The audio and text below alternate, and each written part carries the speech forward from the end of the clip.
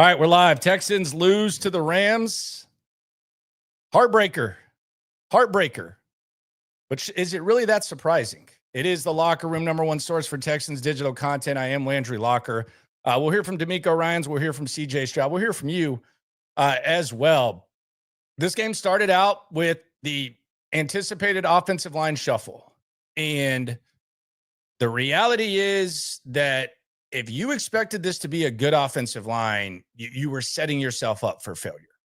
This is not going to be a good offensive line. They're going to have to overcome what they have on the offensive line, and it might get more difficult with Jake Andrews getting carted off and going back to the locker room. So it's not going to get any easier.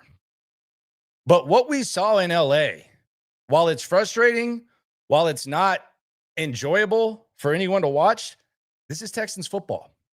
This is what the recipe for the Texans winning games or losing games against good teams is going to look like. The defense is going to have to bail out the offense, and they're going to have to give the offense an opportunity to capitalize late in games. And that's exactly what they did. At an extreme level, they did.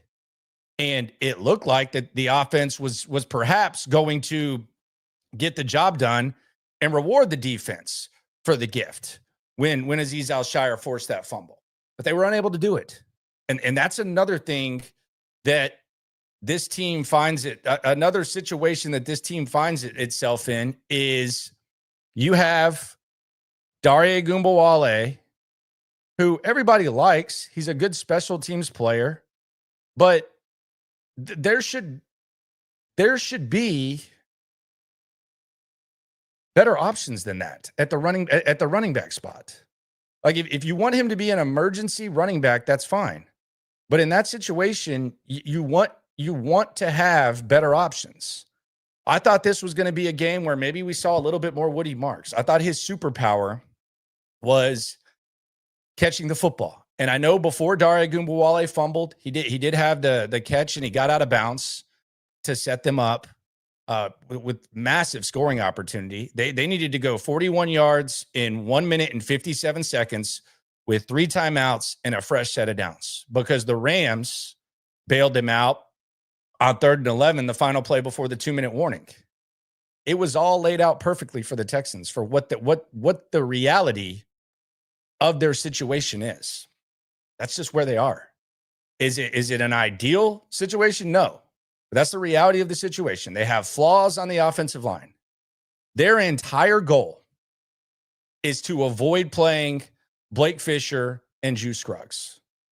When you look at the Texans depth chart, it might say Blake Fisher and Juice Scruggs are second teamers. They're basically third stringers. And that's their whole goal, is to avoid playing those guys. That's why Ariante Arosari has to go from one side to the other. That's why Titus Howard has to go from the inside to the outside. The whole reason and that the shuffle is there's 2 reasons. Number one, they've made bad picks in the second round on offensive linemen. So those sins are not gone.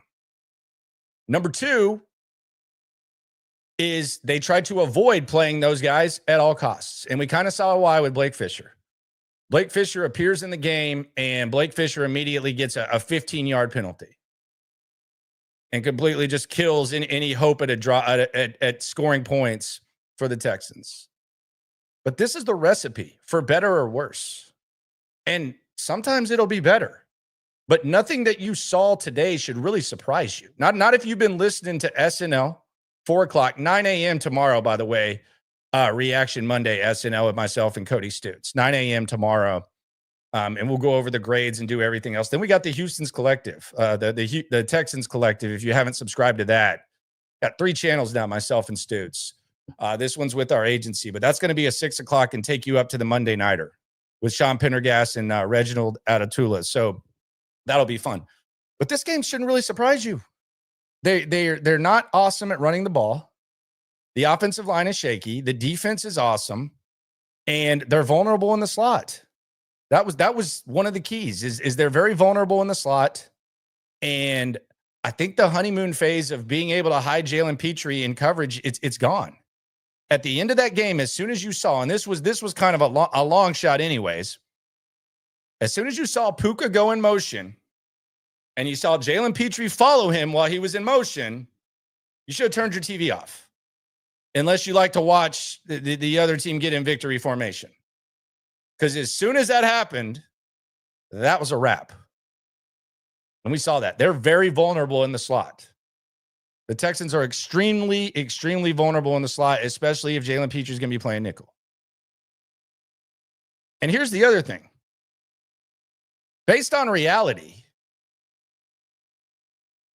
there's something that I think is the play that we should look at as far as why the Texans lost this game. I'll get to that in a sec, but first, let's get to the painful super chat. Shout out to everyone in the chat. We'll be here for a while. I appreciate y'all for rolling through. It's still a good football team. This is just the recipe. You ain't never hate. Swarm. Jacob Hyatt says we aren't who we thought we were. Texan Denny Green. I think they're exactly who we thought they were. I disagree. I think they are exactly who we thought they were. I think this is 100% who the Texans are. By the way, this video is brought to you by Sleeper and Hog Media. But I disagree. The one thing that I watched here, there's two things that I watched that I probably wouldn't expect to have seen.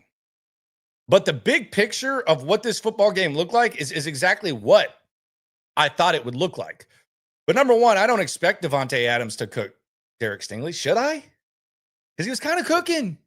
There was a scary moment with Derek Stingley, but Davante Adams was kind of cooking him. And the other one is, I would like to think that Nico Collins gets a little bit more involved, but I also have to go back and look and see how the Rams were covering Nico Collins, because we don't see a lot of teams, or we haven't seen a lot of teams cover Nico Collins and double team him. For whatever reason, despite how awesome he is, we don't see them do that. Maybe that's what the Rams were doing. We'll go back and listen to the guys who really, really dive into the tape. But those are the two things. The two dogs that you have, you probably like to see them perform a little bit better, or at least see them a little bit more often. Shout out to Anthony556 in the chat. No name in the chat. It's always dangerous when they got no name. He says, Caserio gaslighted us all year, saying the line wasn't the issue. Went cheap on the line and paid the price. Bad play calls from Caley. We'll get to Nick Caley a little bit later on. What did y'all think of Nick Caley? Put that in the chat. I thought Nick Caley blank, blank, blank. We'll get to those. I don't know that Caserio said the O-line wasn't the issue. He said there wasn't like a wholesale change, which I thought was a little bit funny. I rolled my eyes at that as well. But this is very familiar. Like this Texans loss, you take a lot of Texans losses from last year, especially against good teams outside of Baltimore when they're just whooping your ass. It's the Spider-Man pointing at the Spider-Man. ESG Soccer. Sting got cooked. Parentheses injured. Hunter invisible. Rest of the division looked good. OL still bums. Penalties everywhere. Will Anderson Jr. elite. Going to be a long season. It's not going to be a long season. I wouldn't say it's going to. I think it's going to be about what you expect. About what you'd expect. I don't think it's going to be a long season. Or is it? Can the O-line get better? Can the O-line get worse is the real question. Can this get worse? Kevin on the chat says, shuffle deck chairs on the Titanic offseason. You want to talk draft, Kevin? You want to talk about what the Texans should draft with those extra picks? Chase, one of the best. Chase says, one, I think every core axiom, trademark, was broken. This is a fact. If you go back and listen to the core axioms of what Nick Caley said, every core axiom was broken. Fact.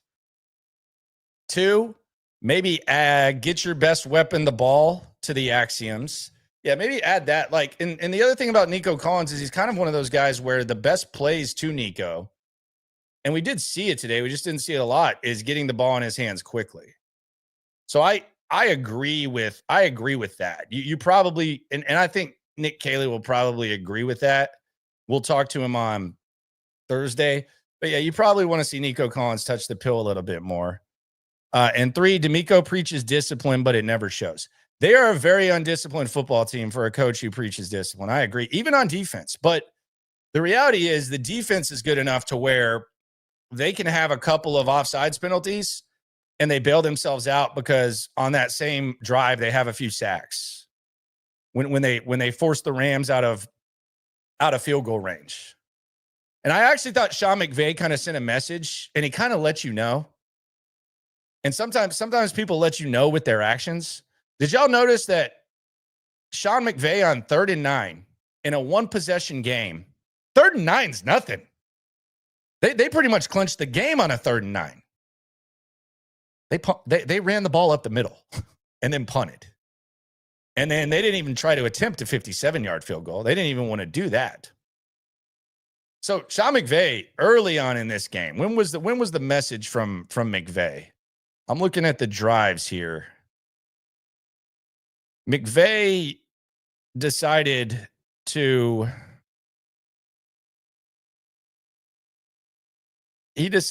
punt or run on 3rd and 9 in the 3rd quarter. 3rd and 11. It was 3rd and 11. It was their 6th drive. On their 6th drive, Sean McVay just said, we don't really need to force this. There's really no urgency. So we're just gonna hand it off on 3rd and 11 in a 14-9 game. And we're just gonna let this offense do their thing, which isn't good. So they kind of let you know that. Shout out to Chase. MHW Nation on the soup. You ain't never hate. Swarm. MHW Nation says this team's offseason moves did not impress me. I mean, were you saying that before the game, or are we basing that on one game? I get it. Like, I don't think that the receivers damn sure didn't show up. Jaden Higgins had a chance to make a play. And I know you can say it was a difficult play, but there were a couple of things there that I think kind of stick out. Jaden Higgins on the CJ Stroud interception, he had the 2 most important people in his life when it comes to his success in football and his success as an NFL wide receiver. I know it's his first game, but in this situation, you hope you get to a point where the result that happened doesn't happen. But he had on a 2nd and 20 plus, he had Nick Caley decide to go for to go for the first down and take a shot down the field. We see guys just kind of hand the ball off and then hand the ball off and punt in those situations, especially with a good defense. But Nick Caley trusted him, and CJ Stroud trusted Jaden Higgins to go up and make a play, and he didn't make a play. You got to go up and get that. If you're one of the top 5 rookie wide receivers and you're a basketball player, which is kind of the background, you got to go up and make that play. Or you at least got to make a good enough effort to where it doesn't get completely ripped from you. He let down the 2 most important people in his football life in Nick Caley and CJ Stroud by not at least allowing that ball to fall on the turf. Now, the defense continued to bail him out, but that was a rough go for Higgins. It was a really rough go for him. We'll get back to the super chat. Shout out to everyone in the chat. We appreciate you for rolling through. Again, SNL tomorrow at 9 a.m. Texans Collective, which you can subscribe in the link. That's going to be a 6 o'clocker. So we got y'all there. People are saying the OC is mid. Here's my my thing and how I think I'm going to start looking at this. And people who follow me, people who've been listening to me for the 10 plus years that I've covered this team, sometimes I kind of just adjust my expectations and I grade on a curve. Like last year, the offensive line, we got to a point where I was basically treating them like they had no business passing the class. So I was just trying to be generous with the grades. It's not because I want to baby them. It's because that's the reality of what we're dealing with. But here's the play I look at. And I know a lot of people are looking at plays. The Dare Ogunbowale fumble. Dare Ogunbowale should not be on the field for an NFL offense in that situation. He should be a special teamer and he should be an emergency running back. That shouldn't happen. That should be Woody Marks. That should be someone a little bit more dynamic. And I'm going to give Nick Chubb his flowers. I promise you. Nick Chubb will get his flowers. He might even get a piece of turf. Because we got a new sponsor. My man Dan the man, is on board with Texans Turf. You can see it right there. Shout out to Texans Turf. We have the Kings of the Turf now, part of the postgame show. Moving on up in the world. I've been a customer at Dan's for a while though. Big fan. But this is just how I'm going to look at this game at this point. And I want you to tell me in the chat. Shout out to the chat. We'll go to the soup. I'm going to ask this question. What play do you look back on and say, man, the Texans needed to make this play? What play do you look back on after watching this football game, after watching this L, after watching the offense fail to score a touchdown? What play do you look at and say, man, they got to make this play? They got to make this play. What play do you look at? Let's go to the soup. We'll gather those answers in a sec. You ain't never hate. Swarm. Evan says the Texans are missing the playoffs for sure. My goodness. Missing the playoffs. First time in the DeMeco era. We got that. Zenister says, therapist Landry back in the office. Can I get a damn it Bobby for our new OC who looked like Bobby Stokes? So you want Nick Caley. We can't just go like this. Nick. That's too upbeat. So you want a damn it Bobby for Nick Caley. Ask and you shall receive. Damn it, Bobby. We'll give him two. Cougar on the chat says, I thought Stroud was very, very good considering the circumstances, and Chubb was late in the game. Other than that, yikes. Also hated the lack of Noel on offense. Is that a yikes? I don't know. I don't know the translation. I would say probably that's a yikes, right? In that situation emoji. I don't speak complete emoji, but I would say that's probably a yikes. It is the Locker Room post-game show presented by Sleeper. By the way, Sleeper Picks actually hit today. Sleeper Picks hit today. And you can use the promo code LOCKER if you want to get cash back on your deposits up to $100. Double your bread. Game of skill. We still got time to play the more or less than game, which I think I'm going to go all in on this one. This Ravens Bills. I'm going to go all in on this one. I'm in on it. H-Town 94. He says, Caley couldn't even get the play calls in. Trash. Nick Caley already sucks. Couldn't get him in. Trash. Looked familiar.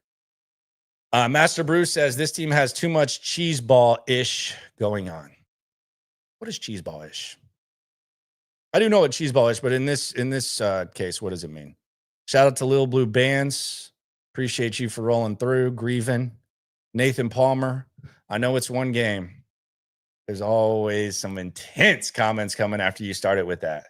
I know it's one game, but this is going to be another year of this team self-destructing after making the playoffs twice in a row if the offense continues to struggle. The offense is going to continue to struggle, my friend. I mean, that's the reality of what this team is. The offense is going to struggle. That's just a fact. That's not changing anytime soon. I mean, it's really just a matter of how much do they struggle, and is the defense gonna carry them? We knew that before the season. I feel like I was beating a dead horse all offseason saying that. But yeah, it's going to continue to struggle. It's not a matter of if, it's a matter of how much. Lil Blue Band says, let's be honest, CJ is mid AF. Do you agree, chat? Do you think CJ is mid? I don't think he's elite. I don't think his surroundings are great, but mid AF. What if Dari doesn't fumble? You think CJ finishes it off? I mean, they would have been inside the 30. They would have had pretty decent amount of time. Are we still calling him mid if Dari doesn't fumble? Jason Colton. Appreciate you, my friend. Jared says, Nick Chubb decent, question mark. Kirk let the team down by getting hurt. That's pretty mean. Why is our team always hurt? Is it an organizational problem? People need to remember Rams are a good team. Sadness winnable. See, I like Jared because why I like Jared is because he's got his emotions all over the place. You can tell he's a fan. and like you get pissed, then you try to steer yourself in, then you try to steer yourself in. I feel your emotions, my friend. It's a lot, man. That's why football's king. Because every Sunday feels like you lost the Super Bowl, and then you get to just recharge. Going to work on Monday, though, like when your squad loses, kind of sucks, doesn't it? Like if I remember like growing up, like if your team lost, like you go to school Monday, it sucks. And then Tuesday you kind of get over it and you start getting hopeful again. Texan says Dalton Schultz jumping over the linebacker and not getting the first down. That's the play. So that's your play. Your play is Dalton Schultz where CJ dumped off. And I thought CJ dumped off. Someone said that he showed happy feet and like sailed it there. That I felt like I was that comment. I felt like I was watching it with my sister or something like that. I thought he did a good job of checking down to Dalton. We just know Dalton's not really a dynamic guy. I don't think he's moving like a 14-year-old golden retriever anymore. I think he's more moving like a maybe 11 and a half year old golden retriever that maybe had a surgery, but not 14. You got to say Dalton looked a little better today. JJ Blackshear says the offensive line sucks and the offensive line is still bad. We knew that. At least we knew that in here. We knew the honeymoon phase with the offensive line was a little bit over the top. I like Cole Popovich's mindset, but it was a little bit over the top. The personnel is still limited. Pop, lock, and drop it. Pop, lock, and drop it. The offensive line sucks and line's still bad. You already got that. Courtney Nichols says, can we get honest about CJ Stroud, please? Look, I've been honest about CJ Stroud. I don't think he's elite. I think he's trying to get to in the solid second tier. I don't think his surroundings are perfect. But today, he ran into the one sack, which Trent Green pointed out on the broadcast. By the way, did you hear Trent Green today on the broadcast say, and I thought Justin Watson played fine, although Stroud kind of bailed out Watson at the end of the first half by moving the chains with his legs, because that drop by Watson, I know there was a penalty, but if he catches that ball, the clock stops and they're already in field goal range. He still probably needed to catch that ball, but he drops it. And, it's only a 5-yard penalty. They didn't call PI. So Stroud kind of bailed him out. But did you hear Trent Green say Patrick Mahomes relied on Justin Watson for a number of years? When was that? My goodness. Zenister again, I will eat some crow here. Your boy Dalton low-key looked like our best player on offense today. Is that saying much, though? I agree. Like, based on what we saw last year, I feel you. I feel what you're saying. But is that good? Like on the scroller at the bottom, no receiver had over 32 yards. You see that right there. Did that myself. One-man band here. Except on the Texans Collective tomorrow at 6. They actually gave us a producer. How about that? With Sean Pendergast and Reginald Atatula. Subscribe to that in the channel. Presented by Hog Media, not Sleeper. Hog Media. But I don't know. Yeah, he looked better. Chris H., shout out to you, my friend. Got the Ben Affleck pick. Mick Dapple. When your team has to kick 3 consecutive field goals and can put the ball in the end zone, you know it's an L. McVay wins the game over. Sean McVay is such a good coach.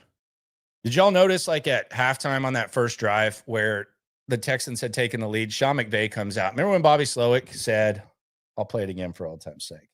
Damn it, Bobby. Remember when Bobby Slowick came out and said halftime adjustments don't exist? And then we see Sean McVay interviewed to start the third quarter. What does he say?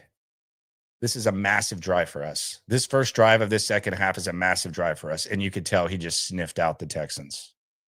He knew exactly what happened. He was sniffing around like a puppy. Where's number 5? Where's number 5? Where's number 5? Barking for a treat every time he saw Jalen Petrie in coverage. I'm telling you, there's a shelf life on that. They're going to have to figure something out when it comes to that. I don't know what he's doing out there on 3rd and 9. I know DeMeco's a great defensive coach. Not good, great. But on 3rd and 9, especially if he's going to be man-to-man with Petrie out there, I don't know. I don't really know what he's doing out there. I'm not going to question the fact that he plays the majority of the snaps. I'm not going to question the way they play defense. But a 3rd and 9 at the end of the game, when he's going to be in man, and you have Sean McVay on the other side, he's sniffing that out like crazy. And they sniffed it out. My God.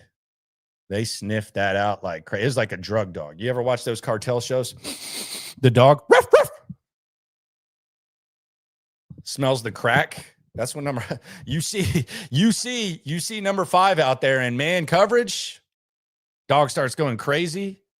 That's what Sean McVay was doing when he saw Petrie in man coverage on Puka, or really anyone. Chris H says, what was Titus arguing about with DeMeco? I don't think he was arguing. I think he was just saying he wanted to go for it. That's what I would think. I don't think it was too crazy. I think he was probably saying he wanted to go for it. Texan said, I was a little disappointed in Kamari today on that touchdown. That was Kalen Bullock's fault, I think. Don't quote me on that, I think. And it's interesting. I actually made a note of this when we do the recap, but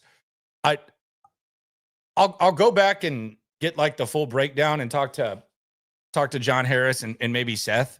But Kalen Bullock, when I asked him, I think it was mini camps or OTAs, said, what's the thing that you want to work on the most? He said, my eyes. He said, I want to work on my eyes before the snap. And after the touchdown, Trent Green came back and he actually called out Kalen Bullock's eyes. So I thought that was kind of interesting. It's obviously something that they emphasized that they wanted him to work on. And then that opening drive, that touchdown, it seemed like he lost track of his eyes. But you could be right. It could have been Lassiter. I don't know. I thought Lassiter played pretty good today. Texan says every sack that CJ took today was his fault. His pocket presence isn't great. I'll be honest. Now, the apologist or realist, I'm not saying it condescending, but the apologist might say, or the realist might say, that it's impossible with this offensive line to have good pocket presence, which, okay. We'll get to more of the chats. Dom in Jersey's going to weigh in. I'm not even reading these. I'm going to wait. We'll go to DeMeco in a sec, but I want to pay off the tease real quick. And this is just how I'm adjusting. This is this football team. This football team is a defensive football team. They're defensive minded. They're better personnel-wise on the D-line. They're better coached, and they're more disciplined. And even when they aren't disciplined, they're so talented that they're able to bail themselves out. The Texans, one penalty on offense, you're pretty much screwed. One penalty on offense, you're pretty much screwed. We saw that right off the top. Like right off the top, the offense got behind the chains. The first play of the game, 6-yard completion to Dalton Schultz. There you go. You're in front of the chains. That's what we've talked about. We want him to holding number 74 offense, which, by the way, I did not think that was a hold. But anytime they get a penalty, we've seen offenses, even in recent history. I would say Deshaun in his prime, CJ Stroud in year 1, 3rd and long, you still feel okay about it. Not anymore. The defense can have a couple of penalties, and Foley Fatukasi can get a sack, and then Will Anderson can get a sack, and all of a sudden, the other team is out of field goal range. The margin for error of the offense is small, very small. But here's the play that I'm looking at just based on the reality of the situation. And how did we start this show off saying? We started this off by saying, and this is the recipe, we've talked about it. I'm not trying to beat a dead horse, but I'm going to go back to what I said to start the show. I said this game went exactly how we anticipated these games would go. These ball games. For better or worse, it's not a positive outlook. It's not a negative outlook. I said this, and I saw Brandon Scott, my buddy, my friend. He said, drinking the Kool-Aid or something like that. I'm not drinking the Kool-Aid. I'm not saying that's a good thing. Like when the Texans were down heading into the fourth quarter, when they were down 14-9, I said, okay, this is exactly what you expected the football game to look like. I'm not sitting here saying, like, that's not the version that my dad used to say to me after Texas games where it's like, if I would have told you we were down 10 points and we did this would be the case. No, this is the recipe for success. The defense has to carry the offense, and they have to give the offense against close teams a chance to come up big. That's it. That's the recipe. I'm not sitting here saying that's a good thing. I'm not sitting here saying that's a bad thing. That's reality. That's the reality we're dealing with. We can deal in reality, or we can deal in hope. We can deal in hope. Did this last year. We've seen it. We know what it is. You're going to have to overcome it. You're going to have to improve the defense. I think the defense will be fine. But the one play I go back and look at when I look at this game, it's not even the Dare Ogunbowale fumble. Because I don't think Dare Ogunbowale should be a guy who's in your running back rotation, especially in the most clutch situations. God bless him for being an overachiever. I'll say it again. If everybody maximized their potential like Dare Ogunbowale, there would be no such thing as overachievers. I've said that 100 times. But he doesn't need to be on the football field in a clutch situation. Unless it's an emergency.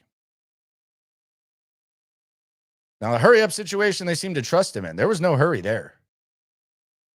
Hell, Nick Chubb was cooking. I know Dare had the 10-yard catch before that. He was wide open. Woody Marks would have caught that ball.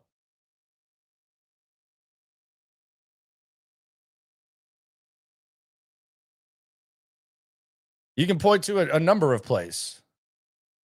But the play I point to, and this is just I'm holding the superpower to a higher standard.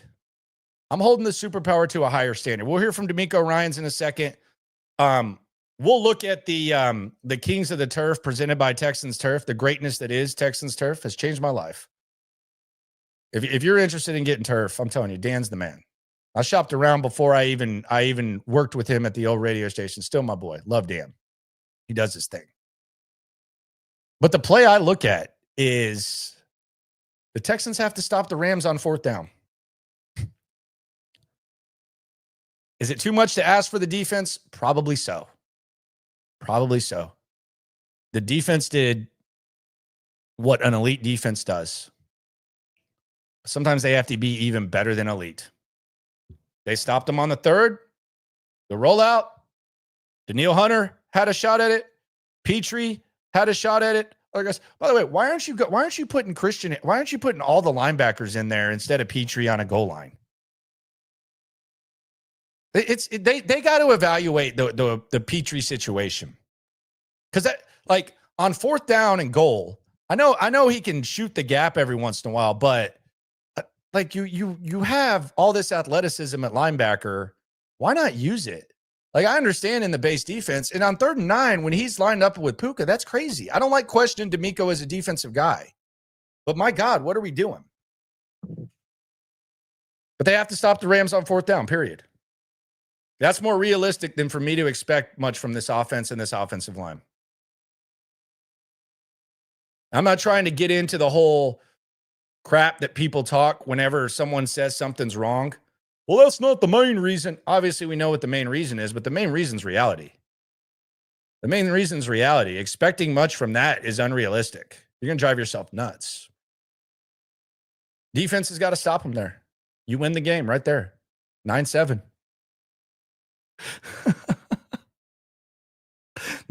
You win the game 9-7 if you stop them on that 4th down. It's sad to say. Sometimes reality is sad. It is the Locker Room post-game show presented by Sleeper and Hog Media.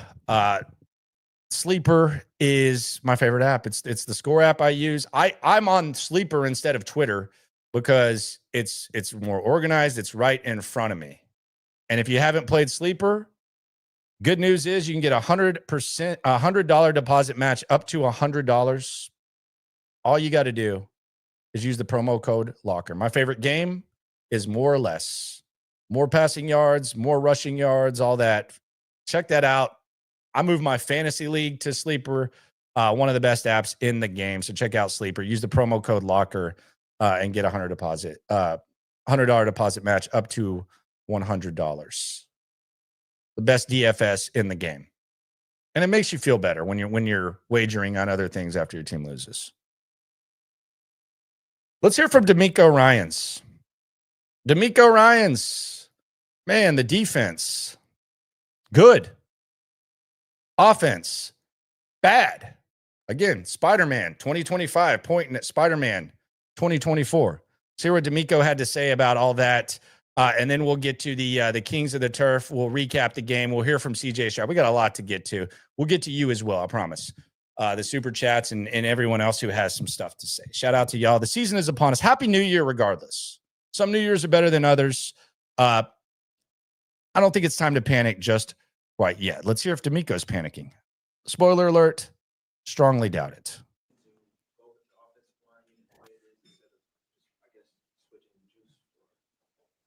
Yeah, our offensive line was our offensive line. We had 5 guys we had out there that were up, and injuries unfortunately happen throughout the week. So shuffling will take place. That's the NFL. That's the nature of the league. Guys go down. You have to move guys around, and we don't complain about it. It's, hey, you got to show up and just get your job done. Majority of camp post West Virginia. I think he's kind of switched that right last minute. How difficult could that be for him? Ariante has played both left and right tackle all throughout training camp. He's done a nice job of it. No. He started out at right tackle. When Cam Robinson went down, he didn't play any right tackle. That's not true. I mean, I guess all of camp, that's not true, though. When Robinson was healthy, he was the first team right tackle, and he was the third team left tackle. Third or second team left tackle. When Robinson went down, he didn't go back to the right side. He was on the left side the whole time. So all camp, that is not true. DJ's not stupid. He has eyes. That is not true, DeMeco. That's not true. But it's also because Blake Fisher and Juice Scruggs can't play. I don't even think, if you're trying to put the best 5 out there, I can understand where you would say that. But no, he did not play all camp. Good things that were started. What do you feel like progress could be? Yeah, for us offensively, in the first half, I mean, we drove down. We got field goals. We needed to get in the end zone there, but we had some really successful drives. Just got to end in the end zone. And then there, at the end of the game, it's the NFL, right? Fourth quarter. Okay, B.O.B. That's why everybody watches it. We got the ball. We got a chance to drive down and B.O.B. score. We're making progress. We're making plays. And the one thing that we talked about, the main thing throughout the week of what it was going to take for us to win this game, it was protecting the football, right? They took the ball away 2 times and took it at the most critical time of the game there as we were driving down to score. They make a play to take the football away, but we're in striking distance. We don't make the play. They made the play. Credit to the Rams. They showed up, and they played really well today, and they made the plays, and we came up short on a few. Those look like they really altered drives as well. Yeah, the penalties it's uncalled for, right? It's all controllable, things we can control, and if you stand up here and we're talking about negative plays, talking about going backwards, this is not what we talked about. Main thing offensively, wanted to stay on track, right? And we got some unfortunate penalties that put us behind the sticks and just put us in some really long third downs that we weren't not able to manage. So we have to clean up the penalties. Did the Rams initial drive in the third quarter, coming out from the locker room, did that alter what y'all wanted to do or tried to do, make from the adjustment standpoint, and after they scored, did that sort of alter anything? Because it looked like y'all stalled in the third quarter. Yeah, well, they made some plays. We of course we made adjustments there in the second half. They came out, they scored, they went down and scored on us. Not how we were expecting to come out. Like, we gotta stand up and make a play there, and they got us, and it goes back to us on defense. Main thing was just eye discipline. Right, we didn't play with great eye discipline, so they made Kalen plays Bullock. when our eyes were not in the right It's Kalen Bullock situation talking about the touchdown. You heard Trent Green say it too. spot. We're looking in the backfield. They're throwing the football. Guess what? The guy's going to be wide open. So that's things that we control, and that's the main thing about this game. Rams did a good job, but there are a lot of things that we control: penalties, eye discipline, just the urgency. We control all of that.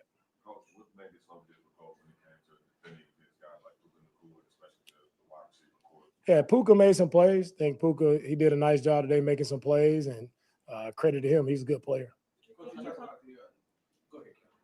Can you talk about just how CJ played? I mean, I know ultimately you want to win, but there's a lot of talk about him having more control. He can move the ball to various people. What do you think about him? I thought CJ played really nice. He made some nice plays for us. Chad's about really to die. at the end of the half, I thought it was very impressive on a 2-minute drive to drive down and get us in field goal range. Him tucking the ball, running it, getting us in field goal range. Really heads up play, smart play by him. Really managed the offense well, made some nice throws, and unfortunately, we came up short. He made some nice plays under pressure. They got us on a few as well, but that happens. But I'm really proud of the way CJ played. Coach, you talk about the next man up mentality all the time with your team. How difficult is it for a quarterback like CJ Stroud, who has been playing with a certain group and got used to their tendencies, they've got used to his tendencies, and then all of a sudden, all that becomes different because of the injuries and the things that you have to shuffle? Does that make it harder on him? Not for me, Sarge. It's injuries happen. Guys go down all the time. Like, do we not show up? Do we put the ball away and go home? Like, we compete. It doesn't matter who's out there, right? Whatever the job is, whatever the assignment is called for, man, we're NFL players. You got to man up and be able to do your job. So we don't complain. We don't make excuses for guys having to be shuffled, guy injuries happening. You don't make excuses for that. That happens all across the league every year. It's just about, man, whoever steps up in that spot, like, how are you owning your opportunity, right, man? You should be thankful and grateful to have that opportunity to step in and show that you're ready for that challenge. You're ready for whatever takes place. And so no complaining. Just keep pressing forward. The defense, I think overall, third down was not good enough for me. We had some opportunities to get off on third down, and they made plays, and we didn't. I think that's where kind of got out of hand for us there. One thing we talked about is tackling there on the fourth down play. We got a chance to stop them on 4th and 1 of their goal line. Told y'all. We're in good position. We just got to make the tackle. Told Things y'all. we talked about just tackling, right, being sticky in coverage and making the plays when we needed to make the plays. Ideally, would you like to, with what you saw, that sample size, involve Nick Chubb perhaps even more? I will go back and look at the film. I seen a couple runs where Nick definitely ran the ball well. He did a good job of gaining some yardage, which we've seen him do multiple times. He's not surprising anyone. Nick's a great player, and of course, we'd love to see him get going more. Yeah, Hutchinson, he's been showing up since OTA's training camp. He's been showing up, making plays, so it doesn't surprise me that he's the guy that CJ connects with and makes plays for us, right? Him had a nice run on the jet sweep there. Hutch is one of our hardest workers. He's always working, always showing up, guy you can count on. Was there any thought in challenging the interception by Kobe Durant in the last second? I saw the interception there. It was right in front of me. Kid made a nice play on the football, so there was not a thought to challenge it because I was right there in front and saw the kid made a really nice play. And how much did the Rams taking away Nico and the lack of explosive plays do you think played a part in not scoring touchdowns? It doesn't matter what happens. Like, whoever is taken away, we got 11 guys out there. So the Rams defense, they did a nice job, but did we execute well enough? No. We had penalties, moved ourselves backwards, a couple things there we can definitely control. So credit to them, but we can play better all across the board. CJ did a nice job of keeping you guys in the game and not making any, mistakes. Just what have you seen in terms of his progression to be more better in decision making, stuff like that? Yeah, CJ, man, he works at it. He works at his craft. He's a really good player. Really like what he's done for us. He gave us a chance there to win the game. That's what, to be a top quarterback in this league, that's what you have to do. It's going to be a 2-minute drive. Can you drive down, put yourself in position to score and go score? CJ has that capability. We just have to finish it. What is the conversation that you had with Darby? That he is one of those players that he wears his heart on his sleeve, but he gives you his all for, that unfortunate play that happened at the end of the game. Yeah, Darby, veteran player for us, captain. That's one of those moments. What do you say? You don't have to say anything. Like, everyone knows how hurt he is. I know his pain. I know what he's feeling. It's a tough moment. He's been one of our most dependable guys. And the Rams kid made a nice play, put his hat on the football, bang, bang play. Really nice play by them, right? So it's Darby, he'll bounce back. He'll continue to do. He made a nice play there to get us down in striking distance. So that's the nature of the league, right? But no one's more hurt about that than Darby. Coach, you use a lot of you guys use different guys from the running back position. Is that the thought that because of the depth there that you're using more players? For sure, we have a lot of depth. 3 guys, we feel 4 guys that can run the ball and make plays for us. So it's a thought to get all those guys some touches, try to keep our guys as fresh as possible. You showed a tendency. I mean, that was a tendency y'all got, particularly with Nick being tough inside there. Was that a lack of consistency, maybe going back to that? Because when y'all shown that Nick could get that inside tough yardage, I mean, that seemed like his best plays were coming from the inside. Was it something y'all want to stick to, or just something that's just the way it is because of the Rams being that type of front that they had? Yeah, I thought we could have stuck with it more. I mean, you saw that's where our plays were made, where Nick was running the football down the middle. We had good double team, good movement up front. So it's something we have to look at again, just see what we can stick to and what do we execute best to give ourselves the best chance to win the game. But Nick did a really nice job.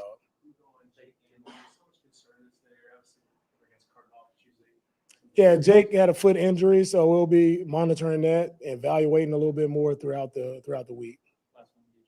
How would you just kind of assess how your D-line played against their O-line? How would you also assess how your O-line played against their D-line? We go back and watch the film. I thought overall our D-line created pressure, but Stafford did a really nice job, as he's done all his career, man, of getting the ball out fairly quickly, right? And we have to be stickier in coverage to make him hold the ball a little bit longer. But our D-line, man, they got after it like it was expected.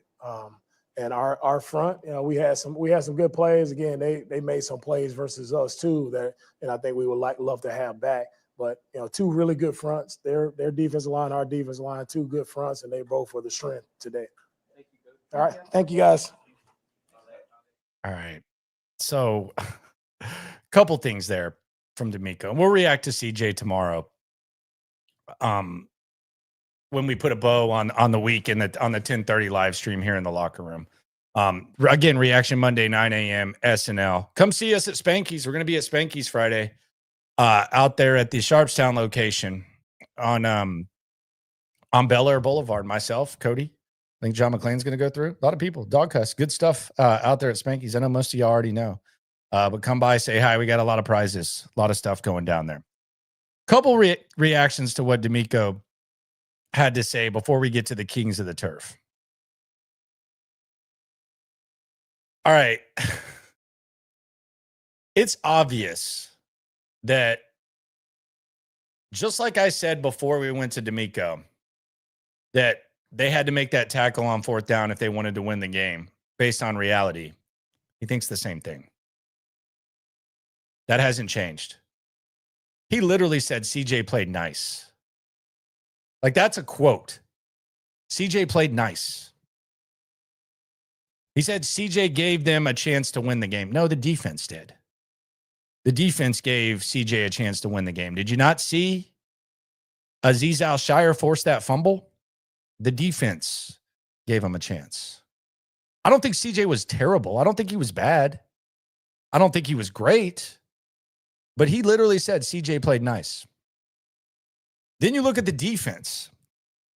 The defense that allowed you to hang around. They kept that a 5-point game. I got to be honest. Like, I was at least anticipating that the Texans would have the ball down 8 at some point during multiple drives, until Sean McVay just basically said, this offense sucks and we're going to punt to you. We're going to run the ball on 3rd and 11. We're going to punt to you. We're not going to kick long field goals because we don't respect your offense. He literally said CJ played nice. That's a quote. And then the defense, he said, wasn't good enough on 3rd down. How was the offense on 3rd down? That's what this football team is. That's what this football team's been. I actually don't think Nick Caley called that bad of a game. The O-line sucks. It's not good. Do they need to get Nico Collins involved? Yes. I also think we might be approaching a situation where Nico Collins is the guy that other teams take out of things, and then they just dare everyone else to beat him. I think we might be approaching that era. We really haven't had it, despite how great Nico Collins has been. I think that's kind of where you're going with that. But you just listen to the head coach. Don't listen to me. Well, do listen to me. A lot of you are. But the head coach is saying it. He said it. Remember last year when they lost to the Lions and he said, yeah, our defense has to be better. They intercepted 5. I think they intercepted 5 Jared Goff passes.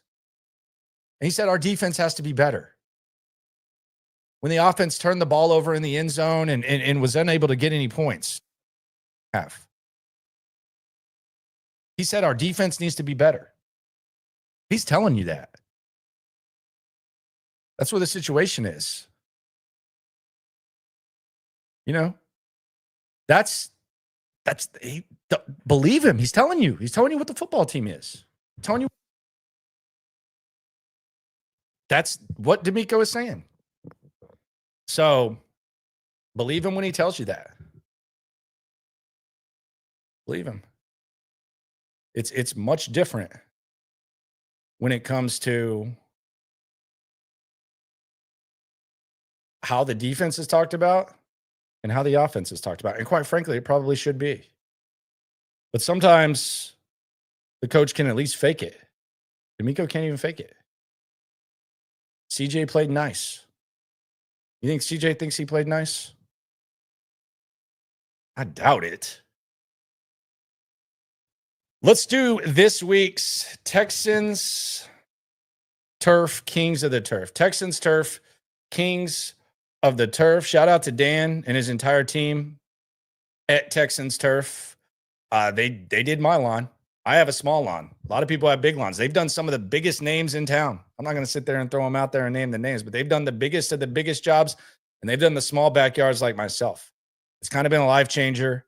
The dog, the baby loves it, and I shopped around before I picked Texans Turf. It seems like everybody has a turf company these days, but they don't do it like Dan and his squad. Putting greens, play areas, it's always clean, and it's easy to clean. You get the rake right there. Easier to clean up after the pet, less insects, all that. Texans Turf, they are the best. Go to texansturf.com. Go to 713-331-3285. They got the financing. They got everything for you. Military discount, all of it. Let Dan and his team do their thing, Texans Turf. I'm a proud customer of Texans Turf, and myself, Cody, very happy to be working with Dan. texansturf.com. Check it out. Without further ado, let's do the Kings of the Turf. There are 3 of them. There will be 3 every week. I will do the 3 right now. We'll find out what Cody's are. Number 1, King of the Turf, Will Anderson. We had a few TFLs from Will Anderson. There was a sack.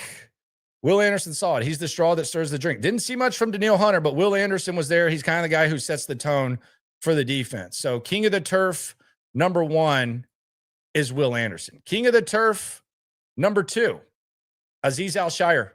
What a huge play that forced fumble was. That could have been one of the biggest plays of the season. The offense, like, it's hard to imagine this offense scoring a touchdown. It's really hard to imagine this offense scoring 2 touchdowns or even a touchdown and a 2-point conversion with the way that they were rolling. That play by Azeez Al-Shire, beast mode. 1 captain, beast mode. Dare Ogunbowale, least mode. Does that mean? Probably not.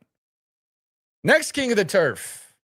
I'm not ready to eat crow here, but I am going to say Nick Chubb kind of set the tone. Now, wasn't a lot of stuff going on offense, but Nick Chubb set the tone. He did his thing, especially on that final drive. It looked like Nick Chubb was gonna take him home. And Dare Ogunbowale comes in when you get inside the 41-yard line and you have 3 timeouts and a fresh set of downs, and Nick Chubb is looking like Cleveland Browns Nick Chubb, and Woody Marks is a guy who has like a super skill of catching the ball. You know what you need to do? You got to put Dare in there.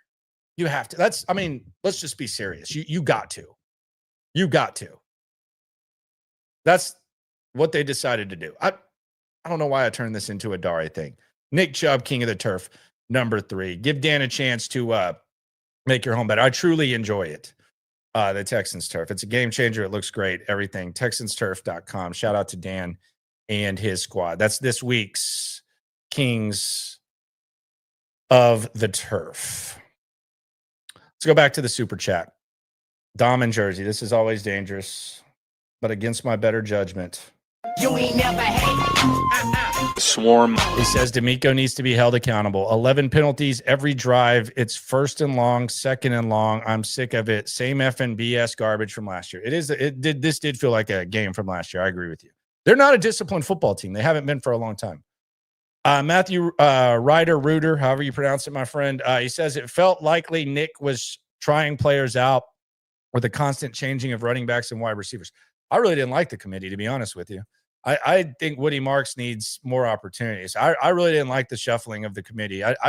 We've said this. We've beat a dead horse here, and I'm sure we will tomorrow on Reaction Monday, SNL, 9 a.m. Dominic says double super chat because I'm that pissed. Okay, get pissed more often. Danielle Hunter was MIA today. Yes, he was. Steen got to be hurt. He was dog bleep today. Pathetic game. Yeah, Stingley got cooked by Devontae Adams. It wasn't great. It was a very scary moment early on, but it wasn't great. based on the standard that he set, standard he holds himself to. Texan says, unfortunately, this might be 0-2 going into week 3. So you're already counting the L against Tampa Bay. Come to Spanky's next week on Bel Air Boulevard in Sharpstown with myself and Cody and express your feelings. Couple sleeps before the game. We want you out there, Spanky's. Shout out to Spanky's. Make their own doughs and sauces daily. Gone Hollywood, haven't I? Jason on the chat says the drop catch that led to the INT was the end.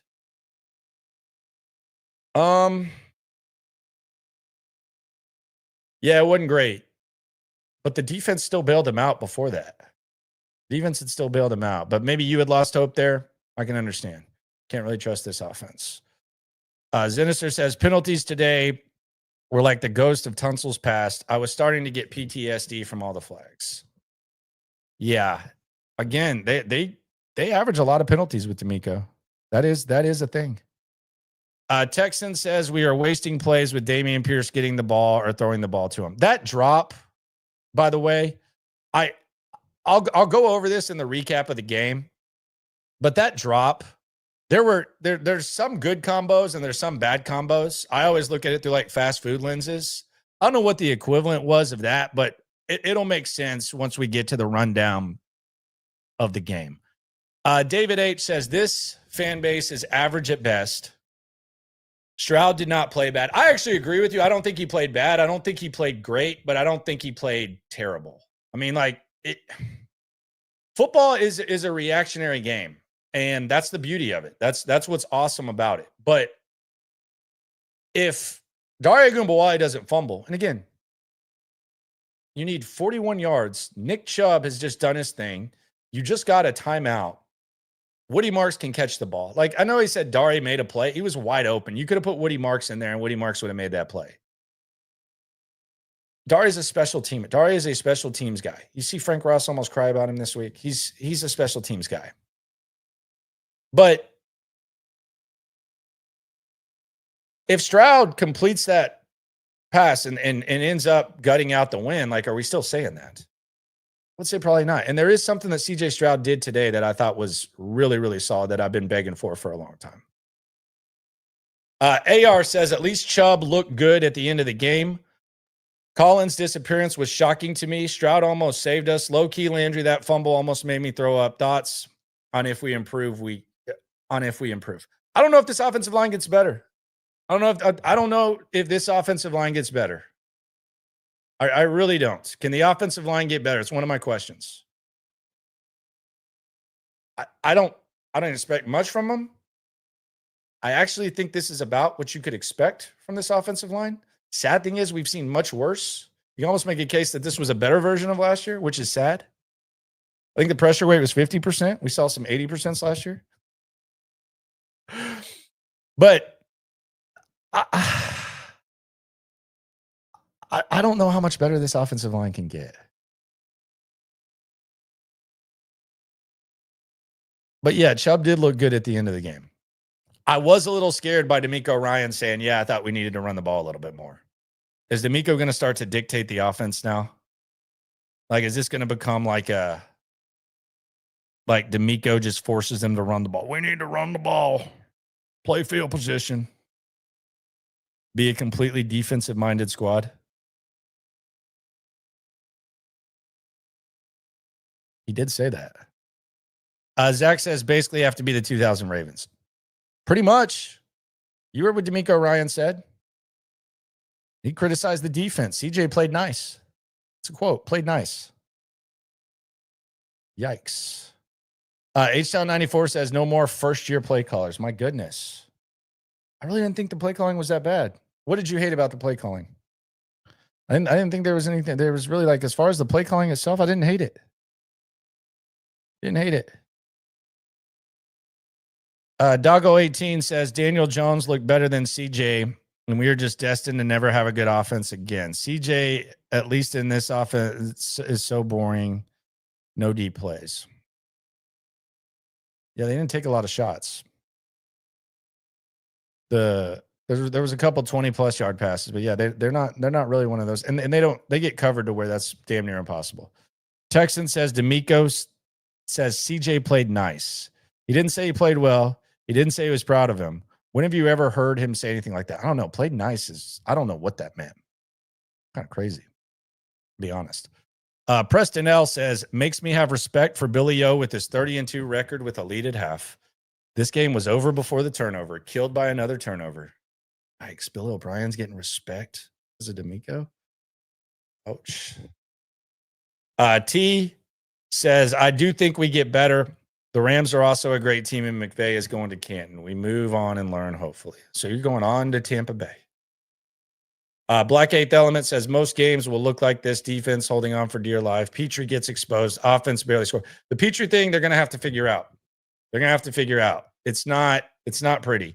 Now, you're not always going to go against Puka Nacua, but I don't know if you saw Tampa Bay. Emeka Ibuka, I kind of questioned all the hype that he was getting. Well, looked pretty good. A lot of that works in the slot, too. A lot of work in the slot. 2 touchdowns today for Emeka Ibuka in his debut. So, if you're going to put Jalen Petrie out there and man on 3rd and whatever, you got to figure something out. So that's where we are. It is the post-game show. I am Landry Locker.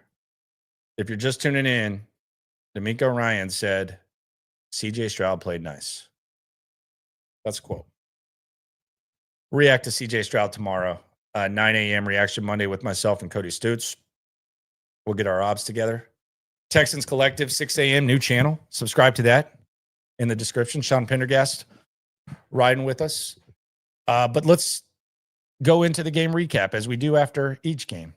And I appreciate everyone for rolling through here in the locker room postgame show. Right off the top of this game, familiar sight. First of all, we had the O-line shuffle, which we already talked about on Friday. We said this was coming. We said what it would look like exactly. And until it wasn't, that was the offensive line they went with because it got even worse. But they moved Ursery to the right side. Cam Robinson, left tackle. Titus Howard is the right guard. The one they started off with in camp was the offensive line they went with. Opening drive immediately derailed by penalties. Immediately. Right off the top, you have a nice 6-yard go. And this is where it's scripted. You got the offense. You're feeling yourself. They've thought about it. Boom, 6 yards to Dalton Schultz, penalty. Actually didn't think it was a good call. It looked like Verse was kind of tripping, but the penalty, and as we've said, the margin for error with this offense, not good. So the Texans, first drive, killed by penalties. Done. Then a scary moment on the first drive for the Rams. Derek Stingley goes down. He goes down briefly. Now he ends up coming back into the game. And the Rams, although they did not convert on their first drive, it was clear that anytime that Jalen Petrie was on Puka, they were going to expose that. And they were going to be able to know that that was the case based on motions. Based on motions, they were going to expose that. And on that third down on the Rams' first drive, you had the motion, and then you had the overthrow.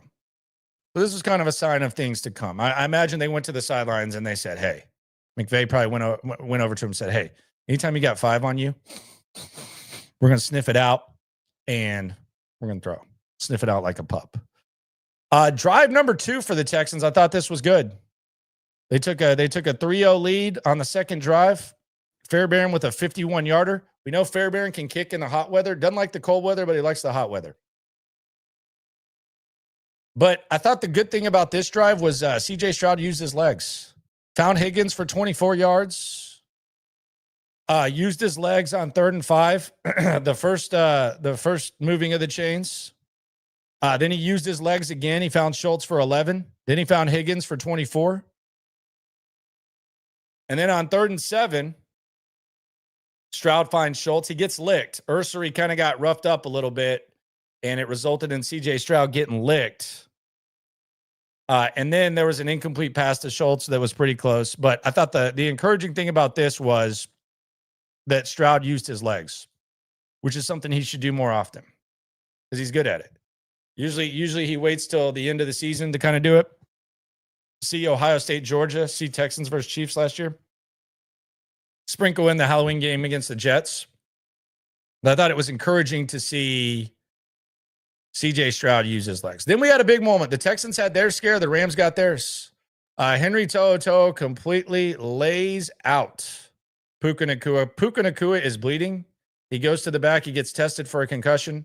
Apparently, he didn't have a concussion because we will hear from him a little bit later. And the Texans ended up forcing a punt here.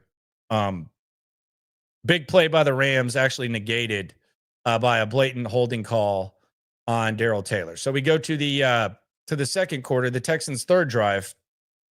Ursery gets punked again at right tackle. And this is going to happen with a young tackle. So you expect that, especially when you're moving them around as much. But Ursery allowed a sack, and then on 3rd and 16, you just had the dump off to Noel, and you had the punt. So then we go to the Rams' third drive. Nothing to see here. Nothing really going on. They'd already had the drive killer. And then the Texans' fourth drive, Nick Chubb.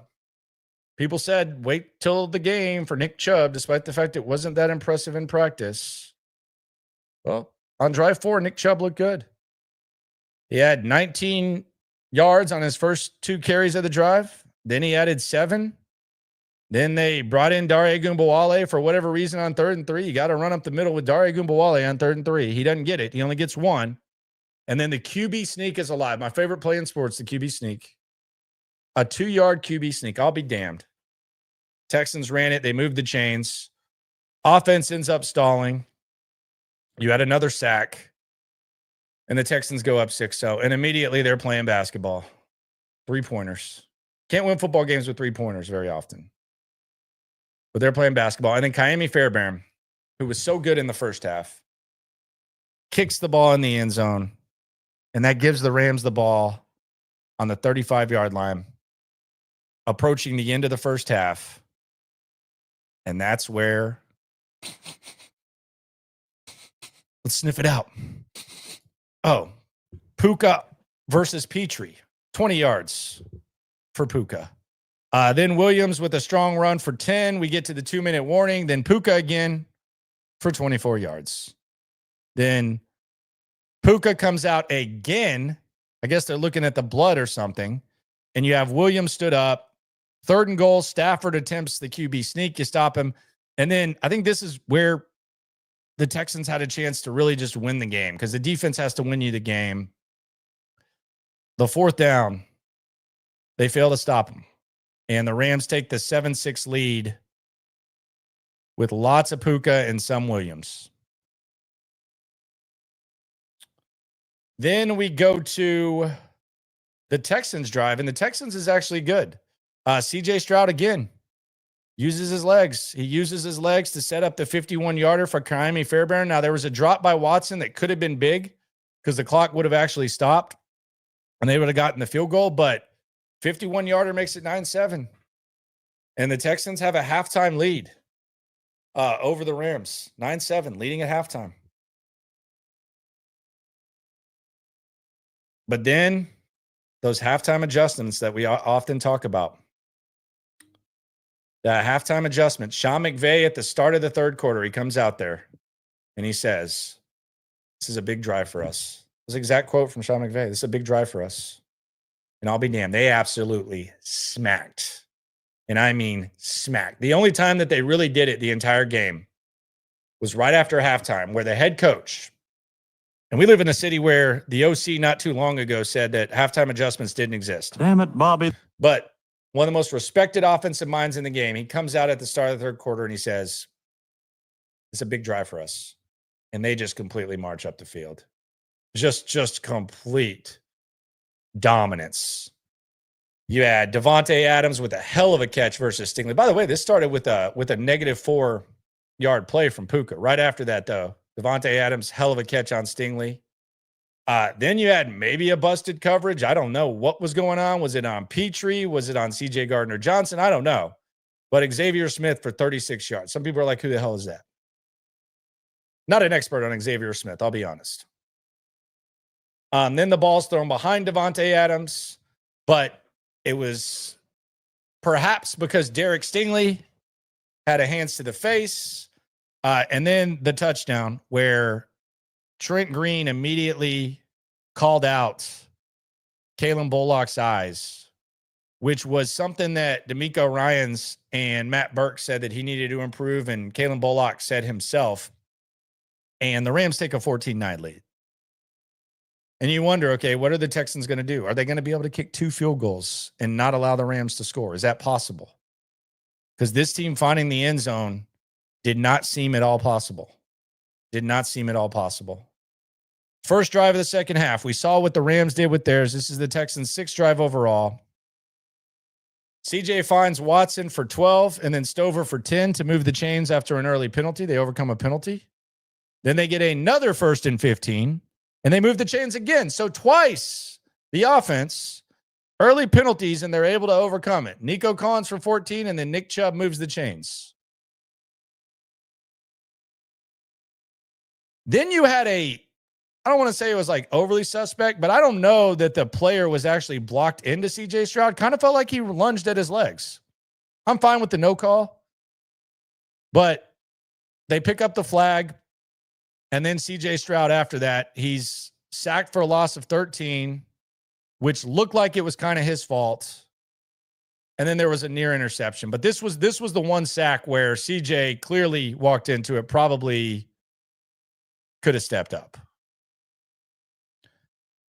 Then there's danger zone, and you think maybe the Rams are going to have a chance to put the Texans away. Nah, the defense steps up. Henry Toto with the sack. And then on 3rd and 11, this was all you needed to know. This was really all you needed to know. And this was after the interception where Higgins let down CJ Stroud and Nick Caley for believing in him. Let him down. It'll be all right, though. It's your first game. But he clearly let him down. But the defense bails him out. And the Rams kind of send a message. On 3rd and 11, what do? They run the ball and they punt. They have that little respect for your offense. They have that little respect for your offense that on 3rd and 11, in a 5-point game, they run the ball up the middle and they punt. I mean, it's not like their offense didn't have some sort of momentum.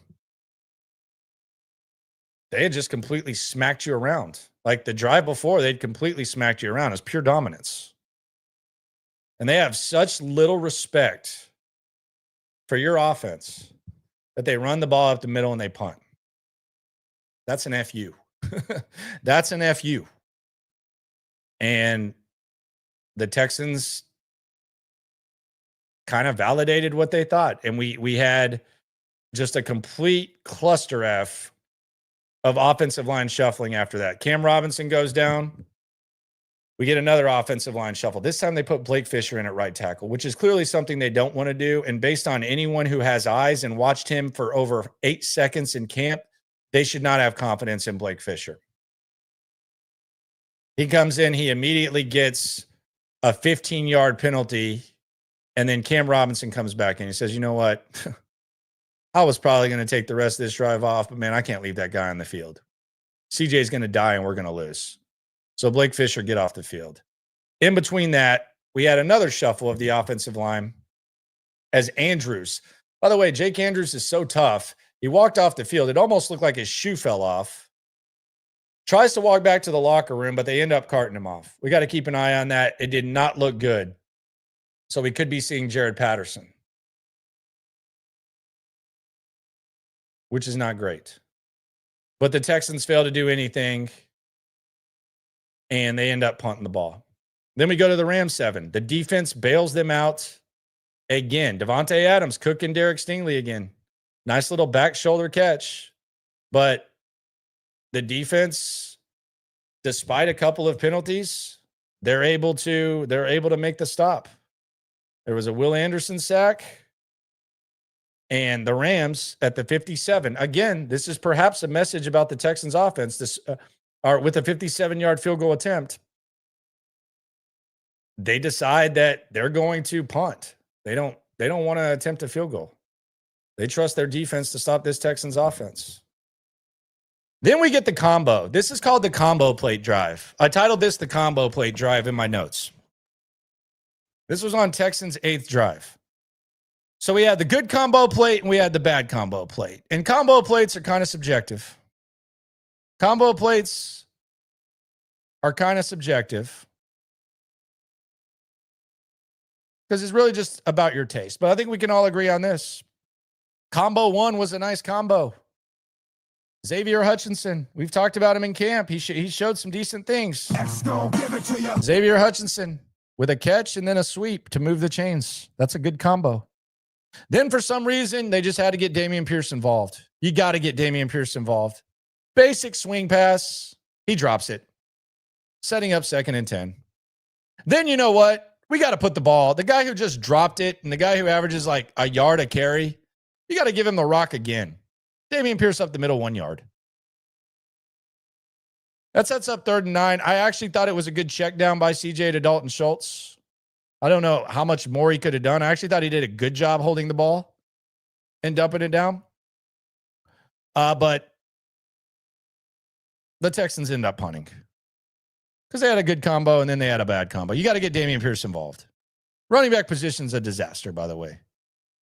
I don't want to turn this into a running back position talk, but look, we've talked about this the whole time. It's a disaster. We'll see that in a sec. Then we see perhaps what should have been the play that we're talking about. Just an incredible bailout by the defense. Now, in this situation, you're just hoping they can hold them to 3 and they can make it a 1 possession game. My dad was going on like a rant about it's not a 1 possession game. I'm like, he's like, but I'm like, no, it's not a 1 score game. Still got to score the 2-point conversion, but it's 1 possession game. Possibly an 8-point game. I digress. But anyway, Azeez Al-Shire forces the fumble. Big play. Big time defense. Elite defense. Big play by he. So the Texans completely bail him out. That's a captain being a captain. Sense of the moment right there. They get bailed out.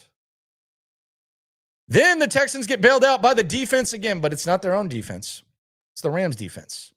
Because on 3rd and 11, final play, before the 2-minute warning, there's a roughing the passer penalty, which gives the Texans the ball at the Rams' 41-yard line. 41 yards, a fresh set of downs, 3 timeouts, 1 minute and 57. We talked about the recipe. Just set it up for where CJ can be a hero. And everything was set up for him. It was set up. You had a heavy dose of Nick Chubb. Stover starts it off with the 6-yard catch. Then you have the Nick Chubb run, and then we had the roughing the passer, and then Dare Ogunbowale for 15 yards. And you got to feed Dare. You got to feed Dare Ogunbowale. So you go right back to him. A slant, too. This wasn't even out of the backfield. Got to get the ball to Dare Ogunbowale. Get it in his hands, man. That's a must. He fumbles at the 28. So good captain, bad captain. Good captain today is Azeez Al-Shire. He's one of the Texans turf kings of the turf. Go TexansTurf.com if you want to get in the turf game. You won't regret it. I promise you that. No matter the size of the crib. But Dare Ogunbowale fumbles at the 28. Ball game. Now, there was a chance to perhaps get the ball back. But, again, Jalen Petrie, they sniffed him out. And not only did they sniff him out, they showed themselves, man. Puka goes in motion. They see that number 5's going with him. It's a wrap. Game time. Chains moved. Puka does his thing. Despite the concussions scare, 10 receptions, 130 yards, and the Texans take the L.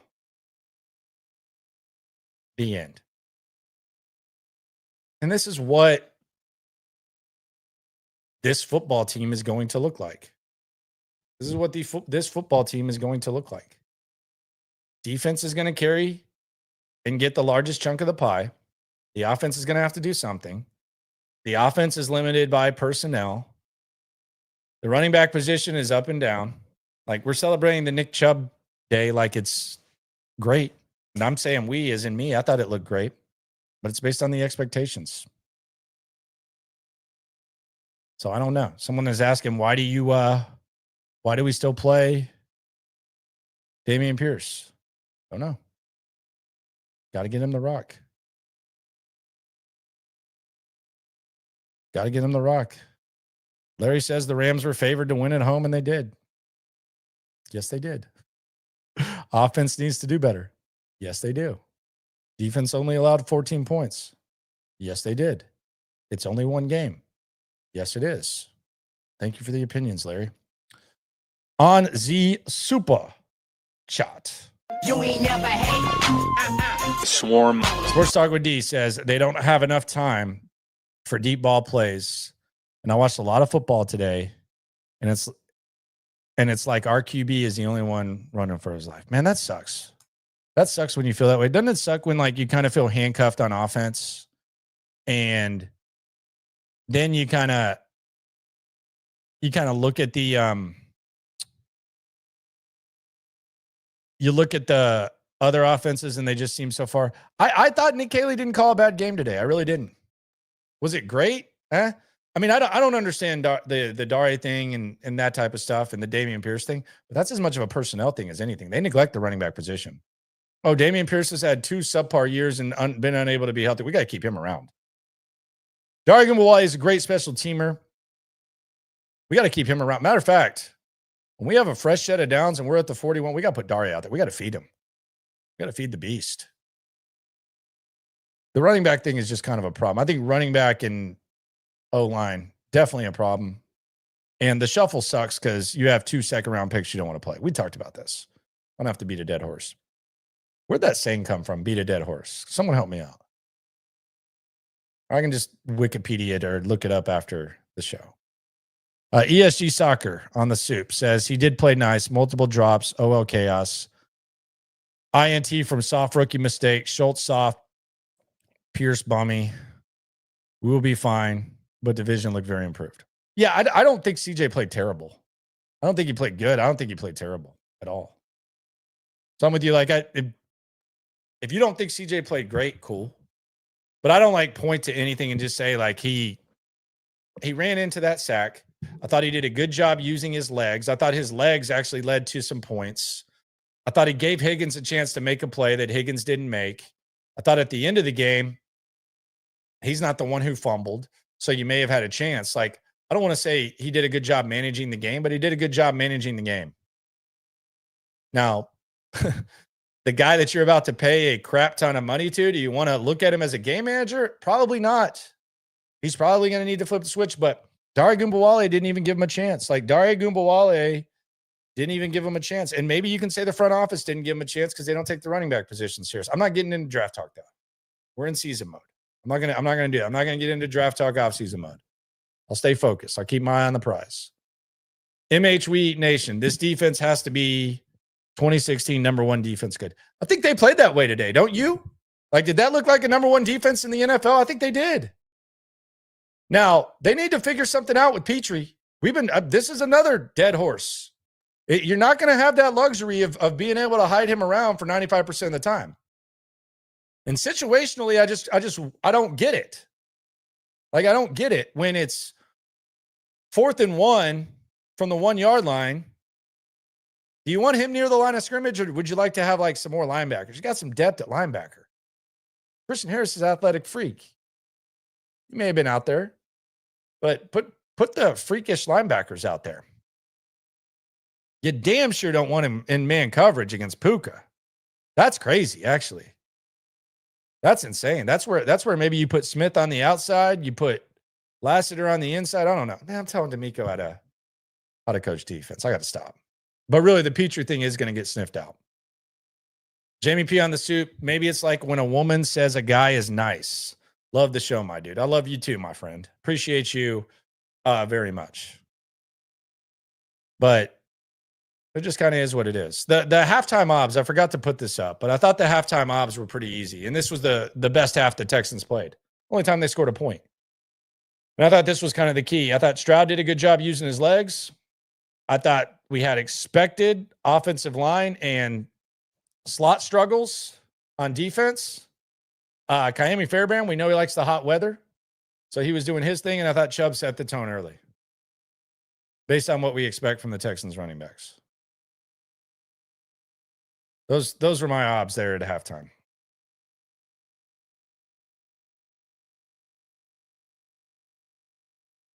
Those are my obs.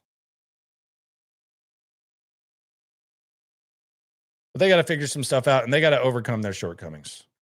ESG again, we need to fire whoever evaluated offensive line picks, by the way. It was Casario. Maybe it's changed, though. Might have something with Ursery. You had the similar struggles. I don't think you need to, but the sins are still around. They're not dead. They're definitely not dead. We'll react to CJ Stroud tomorrow. Nick Caley's debut, I thought he was not great, but I didn't think he was terrible. He's handcuffed. I look, right off the top, you get that 6-yard play, and you get the penalty, sets you back. Gumbawale, maybe don't fumble. Maybe he shouldn't be on the field. I don't know.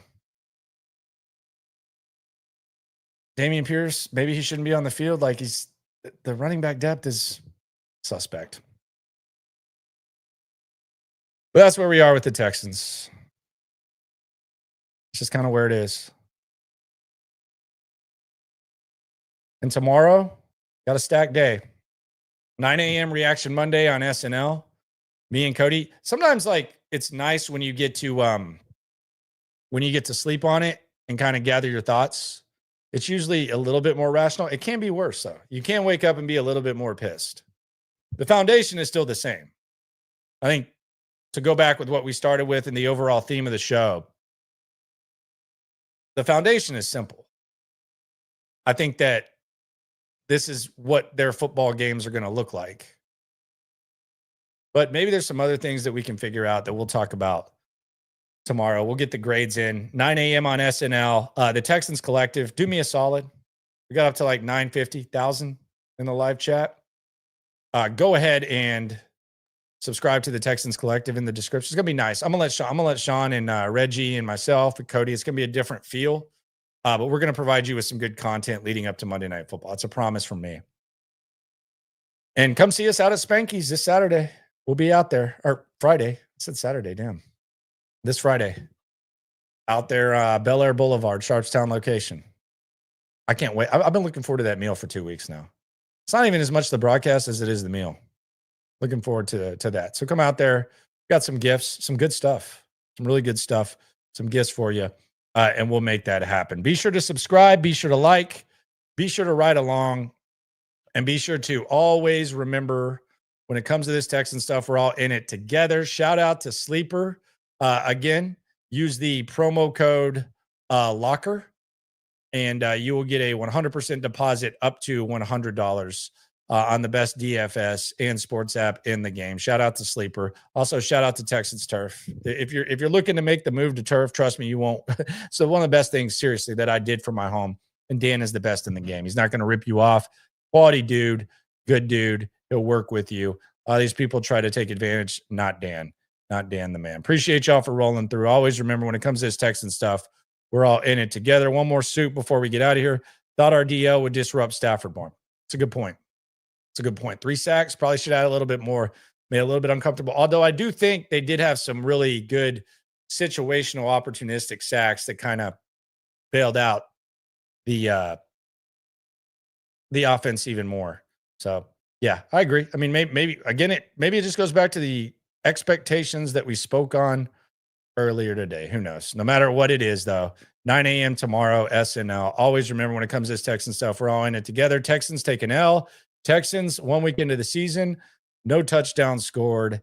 Is it time to panic, or is this just what we thought it was? Appreciate y'all for rolling. Yeah. Yeah. It's the Locker Room on YouTube. You know what it is. Let's get it. Hey, Locker Room. Yeah, we in the locker room. Texas talk, yeah, you know what we about to do. Localize, every angle's what we really do. We the source, we the pulse of the city too. Landlocked, got the game in the headlock. Localize every time, can't stop, won't stop. Yeah, we top 2 and we not too. Plugged in daily digital on YouTube. We got taste for days, opinions to give, we got takeaways. If it's up, then it's up, we number 1. You don't need to try your luck. Locker room, yeah, we in the locker room. Texas talk, yeah, you know what we about to